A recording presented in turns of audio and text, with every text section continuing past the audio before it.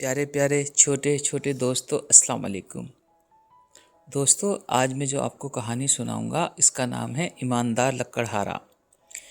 دوستو، ایک گاؤں میں احمد نام کا ایک غریب مگر ایماندار لکڑہارا رہتا تھا۔ وہ روز صبح جنگل جاتا اور لکڑیاں کاٹ کر بیچتا تھا۔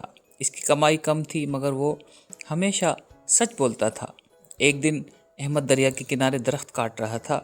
اچانک اس کی کلہاڑی ہاتھ سے پھسل کر دریا میں گر گئی۔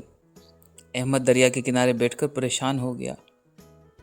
اس کے پاس اب نئی کلہاڑی خریدنے کے پیسے بھی نہیں تھے۔ اچانک پانی سے ایک جادوئی پری نمودار ہوئی اور اس نے احمد سے پوچھا، کیا تمہاری کلہاڑی دریا میں گری ہے؟ احمد نے کہا کہ جی۔ تو پری پہلے گئی اور سونے کی کلہاڑی لے کر آئی اور پوچھا، کیا یہ تمہاری کلہاڑی ہے؟ احمد نے فوراً کہا، نہیں، یہ میری نہیں۔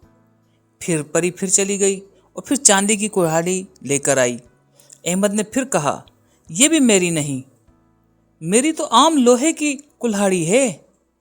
آخر کار پری نے احمد کو اصل لوہے کی کلہاڑی جو اس کی تھی وہ لے کر آئی اور اس کی ایمانداری سے اتنی خوش ہوئی کہ اسے سونے اور چاندی کی دونوں کلہاڑیاں بھی تحفے میں دے دیں۔